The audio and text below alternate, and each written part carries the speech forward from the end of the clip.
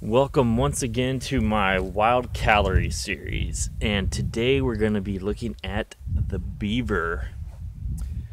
The scientific name for beavers are Castor canadensis, and they live over pretty much all of Canada and the United States, and even into parts of northern Mexico. Their habitat is pretty much any area with fresh water and a food source. So think of like creeks, ponds, lakes, streams, places like that that have trees and vegetation growing up around the edges of it. But they prefer stagnant or slow-moving water over fast-moving water, and that's just so it's easier for them to build their lodges where they live. They're completely herbivorous and feed mostly on aquatic vegetation and tree bark off of mostly hardwood species, and some of the more common ones are like aspen, cottonwood, willow, and a lot of the hardwoods that grow right up along rivers and places like that is their main food source.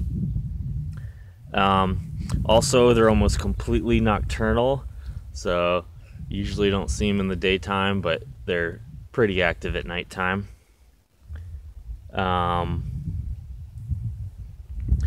They're actually one of the few animals to alter their environment, and usually they will build a dam on a creek or something to raise the water level, and that way they can create their lodge in the newly created pond. And they are also the largest rodent in North America, and as you can see, they have brown fur and a flat tail. Also, they have webbed feet, you can see there, and yeah, they're pretty big. This one especially, this one might be close to 50 pounds. Just to get an idea, there's my shoes. I don't have terribly big feet, but you can see that's a pretty big animal. So yeah, pretty big. And in most areas they can be trapped using body grip traps like this right here. This is my body grip trap, and that's actually the one I caught him in. That's one kind of trap you can use. You can also use foothold traps and live cage traps. But there are some areas where you're not allowed to trap them, and either they're just completely protected and you can't get beavers, or there are some areas that actually you can hunt them with like a 22 or something, but you can't trap them there. And they have their meat. They have roughly 700 calories per pound. That's a rough number, but it's pretty high calorie meat. They can be pretty fatty, and they actually store a lot of their fat in their tails. And what the old fur trappers used to do back in the pioneer days, they would actually cook up the tail and eat the fat in there, and it's almost pure fat. So it has a lot of energy value in the tail, but I don't imagine it tastes the best just by itself. Let's see. But yeah, they also have very high in B vitamins, which is pretty common for meat. Like most animals are high in B vitamins. And they also have some trace minerals. And then beaver meat is actually kind of like a red meat. It's very similar to beef.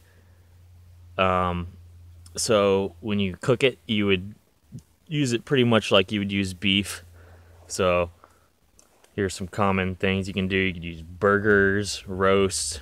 You can cook it like steaks, some of the more tender parts.